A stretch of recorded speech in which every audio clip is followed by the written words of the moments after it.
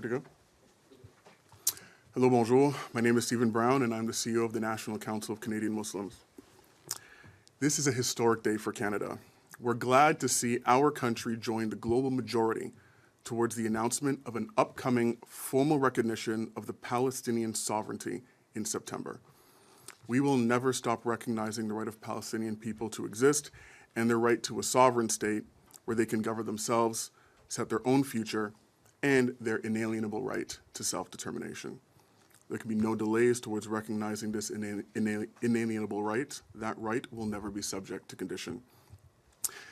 This decision is more than symbolic. It is a small step in the right direction and the recognition that sovereignty is essential to the survival and dignity of all people, which, of course, includes the Palestinian people. In the face of the government of Israel's ongoing atrocities, this act of recognition affirms the belief and the relief of long-term peace cannot come without Palestinian self-determination. We appreciate Minister Carney, Prime Minister Carney, and Minister Anand for working towards this important and critical step, and we appreciate their ongoing dialogue and partnership towards working positively towards a Canada that welcomes and stands consistently for human rights. But we cannot lose sight of the present reality. Israel is still starving and shooting Palestinians to death, and most notably children. Canadians across this country are bewildered by Israel's unrelenting atrocities. As Prime Minister Carney observed, for hundreds and thousands of Canadians, these atrocities are not mediated by distance. Israel has bombed, maimed, starved, and brutalized their families in a manner that is truly beyond words. We are cautiously optimistic that the step taken today is a great step in the right direction. Many Canadians are desperately trying to get their loved ones out, spending thousands of dollars for basic goods like flour.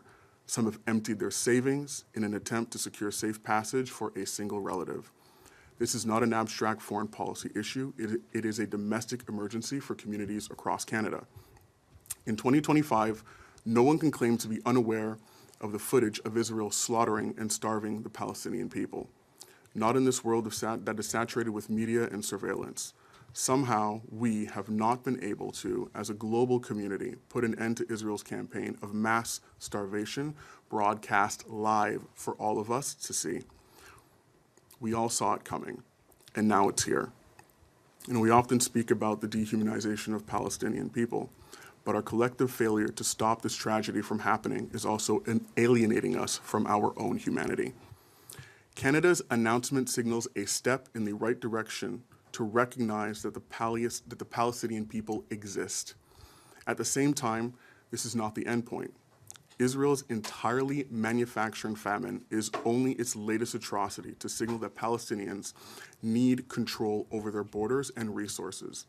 Their survival, their human flourishing, should not depend on the whims of occupying powers or a fractured aid system. As Canada has asserted today, the Palestinian people require sovereignty, not mere sympathy. And let's not forget that this is also not just about Palestine. It's also about the credibility of international law. Canada has long benefited from the global order it helped build after the Second World War, one that is now under sharp strain. Just a few months ago, the Trump administration threatened the sovereignty of Greenland, Palestine, and even Canada. Our own Prime Minister was dismissed as the governor of the 51st state. That was a warning about the fragility of sovereignty in this era of impunity. We cannot allow the international system we depend on to collapse as we watch people starve to death. To protect Canada's future, we must defend the principles that protect all nations, large and small. So we are pleased to see today's shift. We recognize the leadership of Prime Minister Carney, Minister Anand, and the many members of civil society, from unions, community organizers, business leaders, and millions of Canadians who have pushed for this moment.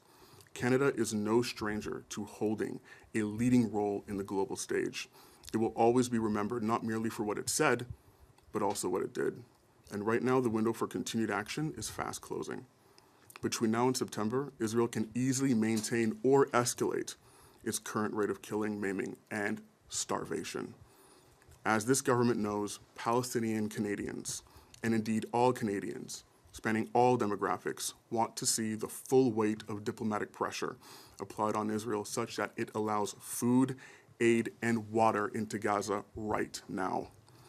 and a complete stop to Israel's monstrous tactics of obstruction and delay. Canada has taken an important step in our history, and what matters now is what follows from it. Recognition must lead to immediate relief and long-term justice in the region. Thank you. Thank you. We'll now start with the question period. We'll start in the room, and if there's anyone online that have a question, please use the raise hand function. Go ahead in the room first. Israel has, in the last hour since the Prime Minister's announcement, rejected his statement calling it the new position reward for Hamas that harms efforts to achieve a ceasefire in Gaza. I wonder if you have any comments on that position. Yeah, well, recognizing Palestinian statehood has nothing to do about rewarding Hamas. This is about acknowledging that Palestinians have a legitimate right to have agency over their own lives. The alternate to recognizing their own agency is permanent occupation and displacement. So this is about making sure that Palestinians have the ability to ensure peace for themselves, right? This has nothing to do with the government. Yeah. As a follow-up, what are you looking for in terms of reactions from the other parties in the House? Obviously, the Liberal government has outlined a position here. What are you looking for from the other major parties in the House in terms of a response to today's development? Well, we look forward to a positive response from all members of Canadian society, whether it's civil society or all sectors of our country. I mean, as Canadians, we fundamentally believe in the rights of all people to self-determination, sovereignty, to be able to govern themselves. And right now, we all see what's happening in Gaza. I mean, everybody has seen millions of people are starving. In the 21st century, on live TV, they can't access food by going fishing off the coast. They can't get bread, they can't get flour. We cannot allow people in the 21st century to die by the thousands of starvation when this is an entirely man-made, manufactured famine. So as Canadians who have taken a leading role in upholding international law and human dignity across the world, it would only be normal to see everybody support this. Vous pensez que le gouvernement fédéral aurait dû, plutôt que de demander des conditions à l'autorité palestinienne, peut-être faire comme le Royaume-Uni et de demander des conditions à Israël? Je pense que ce qu'on voit le gouvernement faire, mais je pense que si on regarde les commentaires du Premier ministre, c'est sûr qu'il a dit que le Canada va reconnaître l'État de Palestine, peu importe ce que le gouvernement d'Israël fait ou le Hamas fait. Mais nous autres, ce qu'on reconnaît, c'est le Canada, pendant longtemps, a dit que il veut voir deux États qui vivent en paix un à côté de l'autre. Le fait que le gouvernement prend une action concrète vers cette réalité, c'est une étape dans la bonne direction. Ouais. Parler de concret, justement, vous avez dit dans votre discours d'ouverture que ce n'était pas seulement un geste symbolique.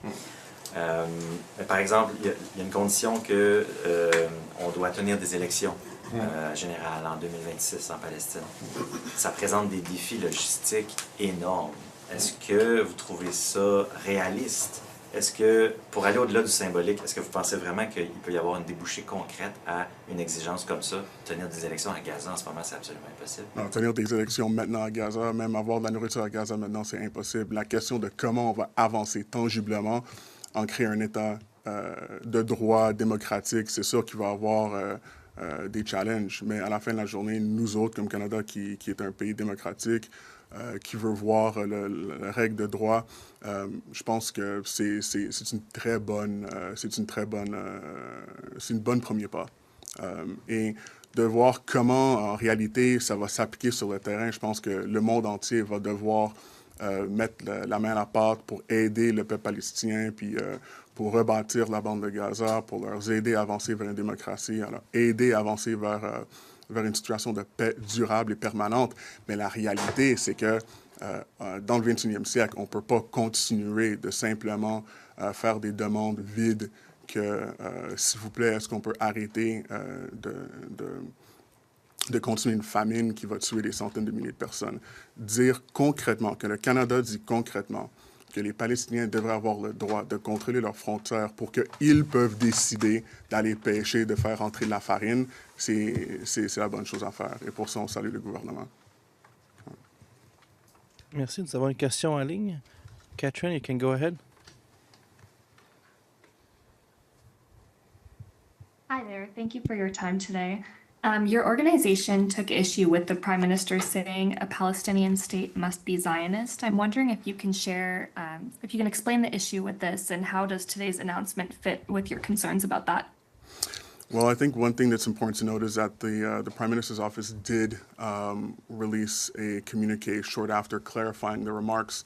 But the important thing here is to see that Canada has taken a tangible step towards recognizing the state of Palestine. Right now, we see that millions of Palestinians are starving. There's an increase of violence, not just against Palestinians in the Gaza Strip, but also in the West Bank. And we look forward to working with the government to ensure that this actually moves forward in a positive direction. And working to make sure that Palestinians have all the support they need internationally in order to realize their right to self-determination. Thank you. And you also mentioned that while the decision is a step in the right direction, it's not the end point. And I'm wondering, what exactly would you like to see happen next? That right now, the trucks are let in and people stop starving. That babies can get formula, that pregnant women can get bread, that people that are dying of preventable diseases can get antibiotics and medicines, that people don't have to undergo amputations without anesthesia, that doctors can get lunch so that they have the energy to operate on people. They have a port on the Mediterranean Sea. There's no reason why right now we can start saving millions of people. What exactly will the council do? You say that you look forward to working with the government to make sure that this moves forward in a positive way. What will the council be doing to make sure this moves forward? Well, there's thousands of Palestinian Canadians that live across the country. And there are lots of aid organizations in Canada. I mean, Muslim Canadians and Canadians of all stripes have raised hundreds of millions of dollars. There are trucks waiting at the border to be served. So as Canadians, we aren't even asking the government, right, to provide aid. Even if the government didn't do it, we would do it ourselves. So we are making sure, we are taking our own responsibility to make sure that there is food, there is water.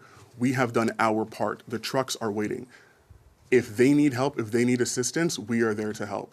So we have sent the message to the government consistently that if the families of Palestinian Canadians need a place to stay, we will house them. If they need help getting back, we will help them. If they need food, we will help them. I personally know many friends of mine that are going broke, spending thousands of dollars buying bags of flour for their families. So we are willing to do whatever it takes to make sure that millions of people don't starve. All we need is a little bit of help from the Canadian government, from the international community, saying, open the borders, let the food in.